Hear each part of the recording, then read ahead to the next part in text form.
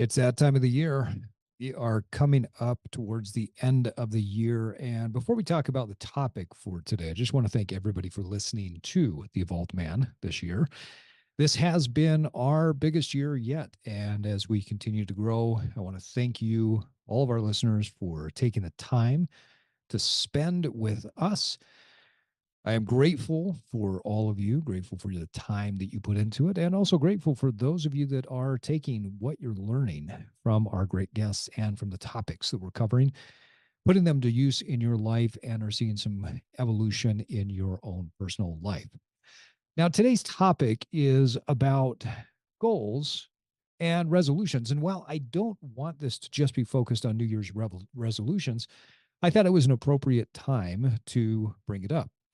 Now, while the timing is such that we are getting towards that time where most people in America will sit down and jot down either on a scribble of paper or in your planner, or maybe just in your mind, a couple of resolutions or maybe more that you want to accomplish in the new year, we're all at a stage of life throughout the year where we have need for goal setting. And so today, I want to discuss the importance of not only goal setting, but how your emotional intelligence may just be the secret weapon that you've been looking for relative to your New Year's resolutions and accomplishing the goals that you want. Welcome to The Evolved Man, where we are at war with the mediocrity of modern man. The Evolved Man is for men like you who are willing to be strong, open, and aggressive learners. Men who are not afraid to disrupt and change. It's time we ditch the current conventional idea that we devolve with age, that the dad bod is our destiny, and that the glory days are behind us. Your best isn't behind you, and I'm here to provide you with practical tools, a few tips and tricks, and everyday wisdom to help you evolve into your highest form. Strong, lean, smart, educated, and emotionally intelligent. Now, let's go to war.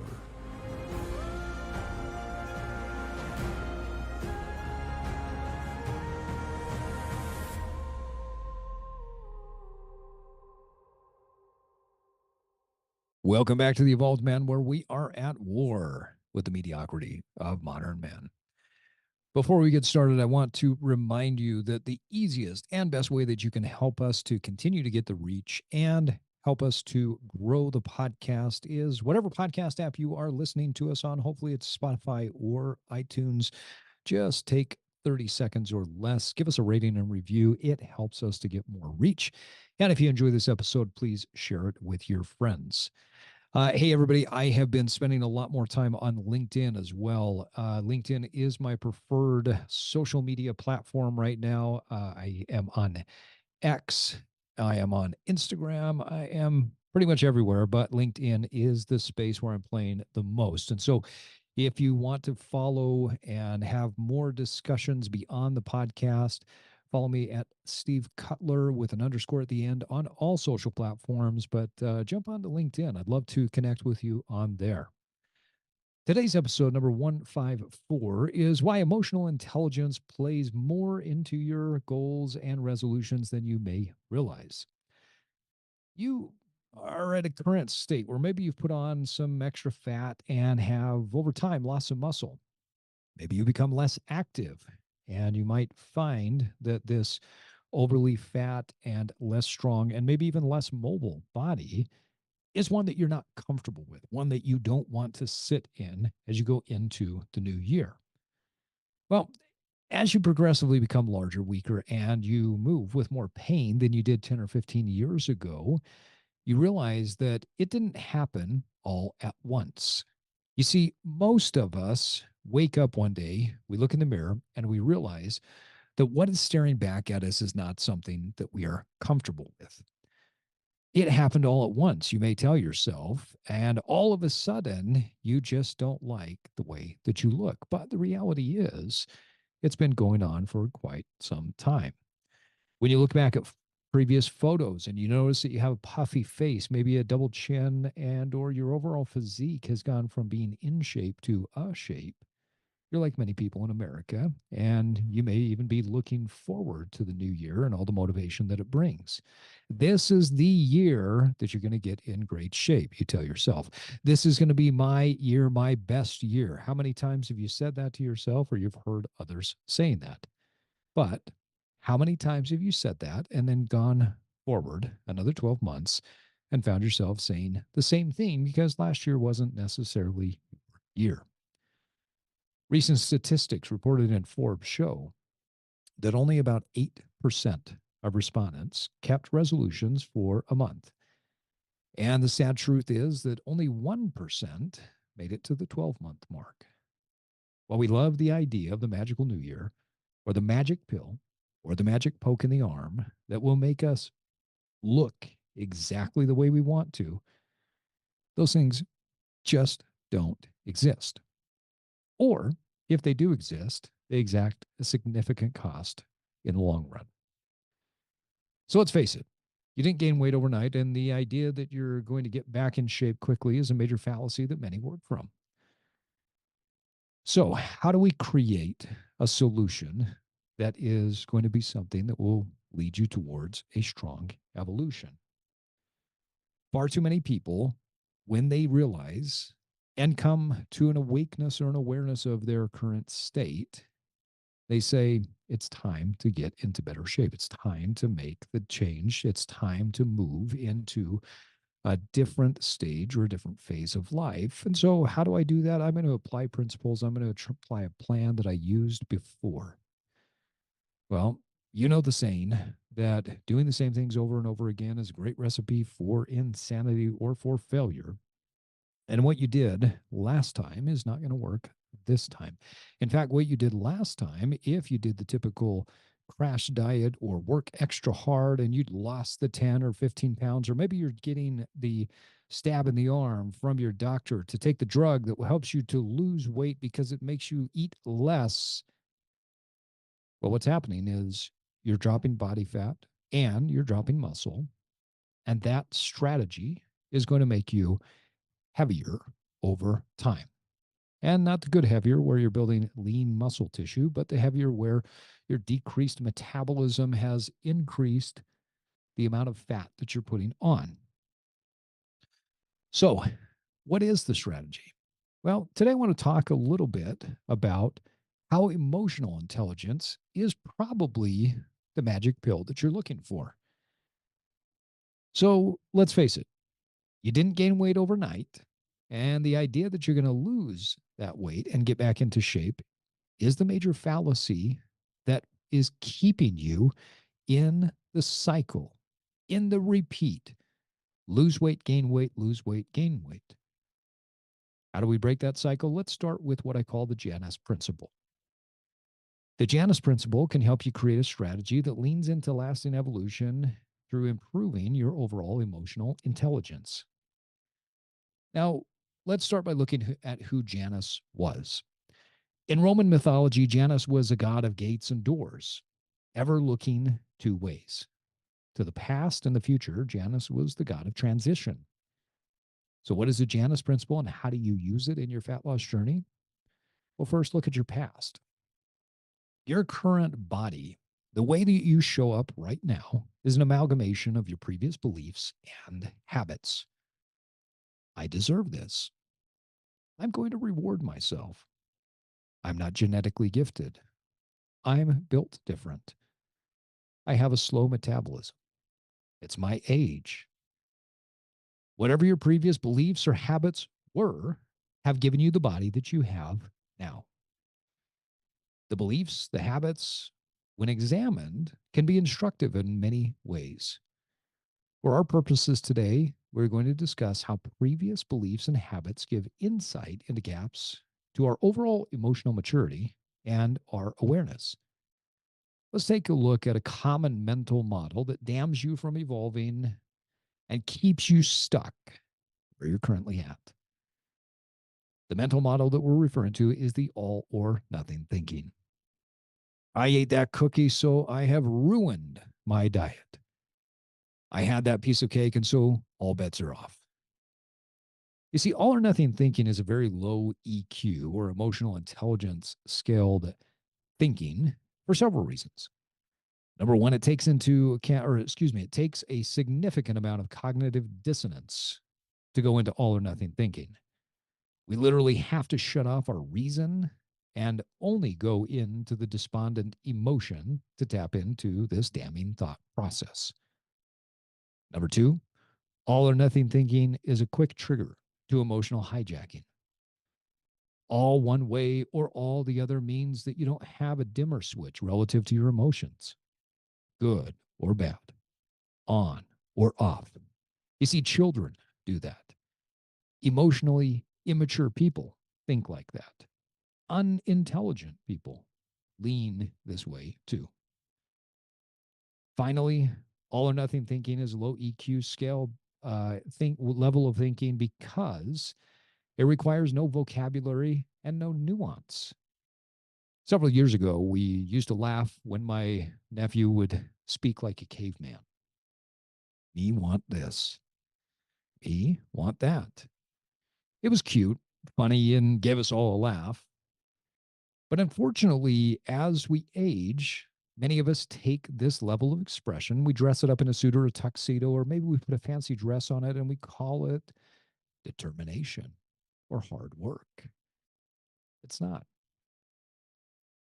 Talk to any all or nothing person, and you will find someone who has a very low vocabulary to describe their feelings, sensations, and emotions that are coursing through them. Very often, the vocabulary of a determined hard worker sounds much like my nephew. Me sad, me want cake, me stressed, me want beer, me feel bad from too much work, me deserve to treat me. This level of thinking works for kids. But as we age, our maturity, the expansion of our vocabulary, and the nuanced way of both understanding how we think and how we feel probably could expand as well. Now back to Janice. Look into the past, you can see your patterns. The weight gain during the closeout of the books, or maybe the excessive consumption of sugar during tax season. You see, those things are pretty predictable. The extra motivation at the beginning of the year, again, pretty predictable. The anger, embarrassment, or frustration around your birthday, or when you are heading to the beach vacation and you don't want to take your shirt off, yeah, you guessed it. Very predictable. You see, once you identify the patterns, you can understand where your gaps are and start to prepare for the future.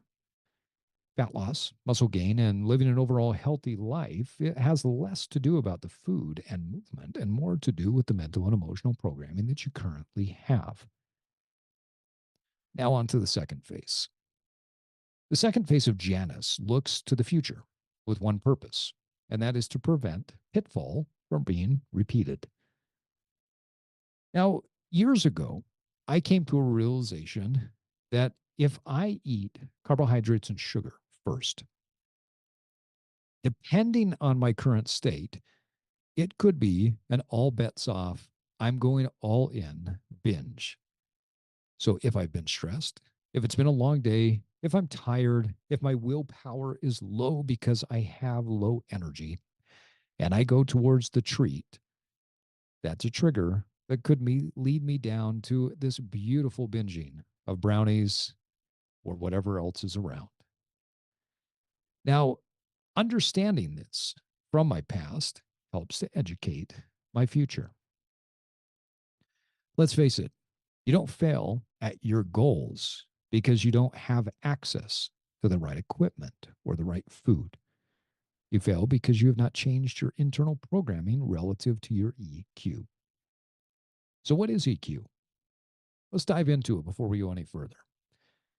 To keep it simple, we're going to start with the four quadrant model used by Travis Bradbury and Gene Graves in their book EQ 2.0. While there are many other wonderful books that are more nuanced on this subject, I've found that this book is the best starting point. The four quadrants are as follows. Quadrant number one is self awareness. In the self awareness quadrant, this is where you have the ability to understand the feelings, emotions, and sensations that you feel in your body, and that you can recognize what it is that you are feeling in all situations. Number two is social awareness. Social awareness is essentially understanding the relationship dynamics. As you walk into a grocery store, you enter a bar, or you go to that party, or you're simply walking into the workplace and interacting with others, being aware of the social dynamics, picking up on the cues from other people is where social awareness comes into, or where we look at the social awareness quadrant. The third quadrant is self mastery. Once you've developed self awareness, you can start to work through self mastery. Now, because I'm aware of my triggering of sugar and carbohydrates when I'm tired, when I'm sad, when I'm lonely, or when it's dark and gloomy outside and I'm just feeling a day of depression, I understand that my self management needs to be different on those particular days. And so I have strategies to address those. You see, the quadrant of self management is having a tool bank, having a toolbox or a bank of strategies, tactics, and ideas that you can utilize in order to manage yourself. Finally, the fourth quadrant is relationship management. Now, relationship management has nothing to do with controlling another person. It has simply to do with understanding how relationships, healthy relationships work. What are the boundaries and the barriers? What are the things that we need to be aware of? And how do we manage that relationship? The highs, the lows, the happiness, the sadness, the challenges, the fights, the arguments, and the hopefully ever present apologies and making up. Now, as a side note, we won't go deep into this topic in this episode, but it's been said that a strong sense of humor is one of the most emotionally intelligent skills that you can develop. Great humor is intellectual in nature, and it helps to put things into perspective. For instance, when someone tried to tell me not long ago that I needed to pay several thousands of dollars for a special supplement that came from a remote island in the world where everyone was healthy and lived longer, I laughed. They got angry and I laughed more. You see, the idea that somehow we missed this island and this specific chemical in this specific fruit, and that you have now isolated it as the thing to cure all of my ailments, yeah, that's called quackery. So now that we understand what these four quadrants of emotional intelligence are, how do we utilize them and how do we tie this into the Janus principle? What steps can we take? Well, first, ask yourself where you want to be 10 years from now. In his seminal work, Dr. Maltz wrote in Psycho-Cybernetics that our ability to clearly envision what our future is sets up the programming for the subconscious mind. And so if you ask yourself, where do you want to be 10 years from now? How do you want to look? How do you want to feel? How do you want to interact with the world? It creates a clear picture that you can then work from. Your subconscious mind can start to get to work on solving the problem of where you're currently at and helping you to bridge the gap to get to where you want to be 10 years from now. Now, if 10 years from now you want to be lean, fit, strong, and running on the beach or jumping from cliffs or riding a bike, traveling the world, or you simply want to be able to put 100 pounds over your head because it sounds cool, whatever that is, starting now and making small decisions that will get you there help to cut past all of the shortcut ways that you have done it before. Taking this approach forces you to think beyond the childish, give it to me now mentality. Simple step number two, look backwards. Use the Janus principle by looking at what you have failed at, but also start looking through the lens of your thoughts and emotions. Specifically ask, what thoughts are limiting me from moving forward? What are my emotional gaps? Do I lack self awareness? Do I eat more in social settings because of a perceived social anxiety? Whatever it is, make the list. As I mentioned before in my personal example, as I looked back, I realized that I had a tie to sugar and carbohydrates that went way back to my childhood. Once I understood intellectually what was happening there, I understood that while I have overcome the emotional tie to that, the chemical trigger can still be there. Looking backwards, I have gotten to a point where emotionally I feel no pull to eating sugar and carbohydrates as a defiance towards things that happened in my childhood. And now it's simply a chemical pull to eating things that I like. Looking back educates. Looking back helps you to identify what it is that's keeping you from moving forward. Are there thoughts? Are there emotions that you're looping? Are there beliefs that you're hanging on to that are limiting you? And asking the question of, well, what if I believed something else can be one of the most powerful things that you can do for your life. Third, I recommend buying the book EQ 2.0. I think the last time I looked it up, it was about $20 on Amazon or anywhere else that you can find it. And it'll take you about 5 minutes or less to open up the book, tear open the back, scratch off the little code, and take the EQ assessment online. If you never read a page in the book and you only read your assessment that gets pumped out to you, you now have some of the most valuable insights into your overall growth and development. You see, once you take the assessment and you get your results back, it also gives you a few steps that you can take to improve in each one of those four quadrants, and it helps you to prioritize based on what you are weakest at right now. Step 4, start small. Pick one thing that you're going to be better at next month. Don't put it off until after the holiday. What you choose, you can start now. For instance, your habit could be to drink a massive cup of water before you eat and then wait 5 minutes for the stretch of the stomach to calibrate how hungry you actually are. Oftentimes, we eat because we are emotionally drained or we are mentally spent. A habit like this helps us to reconnect with our body and understand what is it that the body needs before we start to put food inside of it. Or you could simply start a journal of what and why. What did I eat and why? Awareness around what you put into your mouth is a great first step towards empowerment. For instance, right before this episode, I ate 6 ounces of tuna because I just finished a strength workout. And I did it. Why? Because I wanted to maximize my protein uptake. The other reason why I ate the tuna was because it was simple. I ate it because it was convenient. My wife had mixed up a massive bowl with some of our favorite olive oil mayonnaise and chopped up some pickles, put some sea salt and some crushed up black pepper in there. I love the taste of it. I love the convenience. And because she made this yesterday and it was sitting in the refrigerator, I looked at it and thought, I'm tired. I don't want to lean into any decision fatigue. And so I got the protein in and I minimized my decision fatigue. What did I do? I ate the tuna. Why?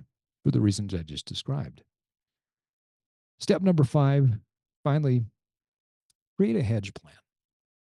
A great financial investing plan has bets in certain markets and sectors and bets in others that act as a hedge or a protection against the downturn in the markets that you're currently invested in. As the god Janus looked forward, he was consistently looking for the pitfalls that could be repeated from the past. Now, back to my initial story. I know that I have a tendency to overcome sugars and thus eating more if I consume them first. So, if I eat more, I'm not going to feel great. I know this. So, as I look to the future, I have plans, I have strategies, and I have tactics that can combat this tendency to downslide on this sugar. I start out by drinking water. After I drink water, I eat my protein. With my protein, I get fibrous vegetables, and then I wait for a moment. As the water, the protein, and the fiber, the things that are going to nourish me the best, get into my body, I then pause and say, now what do I want? Through doing this healthy habit and this healthy behavior, I am now emotionally aware of what's happening inside of me. And I've also put protein, fiber, and water inside of my body that help to recalibrate my brain and recalibrate my emotions. And so I make a decision based on what feels best from the carbohydrates or for the carbohydrates from there. Now, I've been a goal setter and a planner for as long as I can remember. Over the years, I've had several strategies that I've tried relative to setting and achieving my goals. A few years back, I found a stack of my Moleskine journals where I record my goals and I take action towards them. I found a startling truth as I found these journals and I looked back. Each year, I would set anywhere between 3 and 7 goals. I can't remember what the most audacious year was, but I think it was well beyond 7. But I set many, many goals and resolutions on average between 3 to 7 every year. No matter what happened each year, as I went back and reviewed and ticked off what did I achieve, I achieved about 1 to 2 major goals per year. That historical look gave me a Janus point. I knew that if I wanted long-term evolution, I needed to start with 1, maybe 2 goals at the most, because goals are kind of like arms. If you have more than 2, you look kind of funny. And I worked on that goal until I achieved it and then moved on to the next. Throughout the process of achieving, I found that if I focused on 1 or 2 points of mastery along the way, I saw progress towards my goal and actually enjoyed moving forward. You see, those 1 or 2 points of mastery could be something as simple as I'm going to improve my bench press this year. And by improving the technique of my bench press, I'm going to get stronger. And as I get stronger in my bench press, it will help me in many other areas of life. It will help me to get stronger, more muscle, keep me motivated towards going to the gym, yada, yada, yada, as they say. So, where do you go from here? Well, I'd love for you to join me. Join me in setting a strong goal for the new year. Start by following these simple steps. What is it that you want to accomplish in the next year, and how does that tie to what your 10-year goal really is? So pick one and focus on it until you achieve it. I'd also love for you to send me a message. Shoot me a message on LinkedIn, Instagram, or wherever else you are. Hit me up on X or find another way to message me and tell me what you're working on. I want to support you. As I said, LinkedIn is where I'm spending the most of the time, so feel free to hit me up there, and I'll probably get back to you faster. I'd love to hear what you're working on and what progress you're making towards your goal. Because if we're being honest with ourselves, evolution not only takes time, but it also takes a tribe. Every time I look back at any growth or progression or level up in evolution that I have, it's always been tied to partnership, help, coaching, however you want to define it, from either one person or many. So let me help you. Reach out to me, share your wins. I'd love to hear what you're working on, why that's important to you, and love to see how we can support you. And on that note, folks, it is time for us to wrap up another episode of The Evolved Man. I am Steve Cutler, reminding you that it takes time and consistency to evolve, but first, you have to disrupt. And now it's time for you to get out there and evolve. Thanks for joining me today for this episode of The Evolved Man. If you're learning from and gaining value from this podcast, please subscribe to the Evolved Man newsletter, where I can support you even more in your personal evolution. I want to help you reverse engineer your success. The Evolved Man newsletter is like getting a free coaching session to keep you moving forward on your path of personal success. Go to theevolvedmanpodcast.com to sign up today. If you found value in this episode, you can give us up to a 5-star rating on Apple and Spotify and share it with your network. That's the best way to support the podcast so we can continue to get great guests and provide you with the best wisdom for your daily life. Until next time, keep evolving.